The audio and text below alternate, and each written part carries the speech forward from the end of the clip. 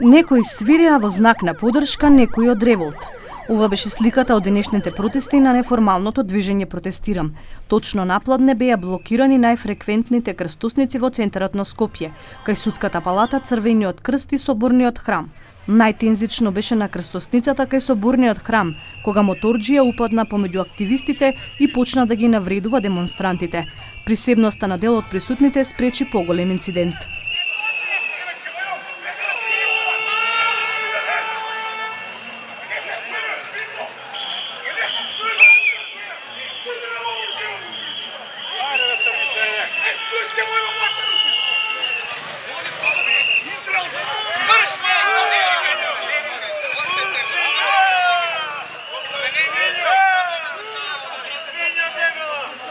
Клучните барања на Протестирам, кои денеска ги презентира и Уставниот суд да се изјасни за уставноста на специјалното јавно обвинителство, да се ослободат сите приведени од учеството на протестите и да престане апсењето на демонстрантите.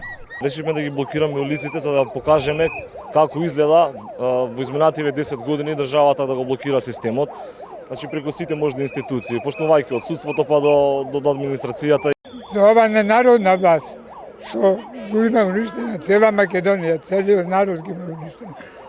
Судството не почитува одлуки од управни одбори на јавни комунални предпријатија, не почитува закон донесен во службен весник.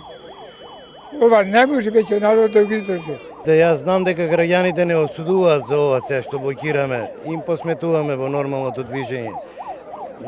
Ја ги замолувам сите граѓани, и ние сме граѓани овде, не сме партиски никој поставени овде. Ние за нив што седат дома, ние се бориме и искачеме овде. Значи нека не сватат, овој пат мораме да победиме, да се трне ова зло што не надвладеа веќе со години. Од движењето Протестирам не сакаа да откријат на кој начин ќе протестираат во текот на утрешниот ден. По одлуката на председателот Ѓорѓе Иванов за целосно повлекување на аболицијата завршија и протестите кои вообичаено почнуваа во 18 часот пред седиштето на специјалното јавно обвинителство. Според информациите на шарената револуција не застанува тука, само ќе го смени начинот на протестирање со акции како денешната.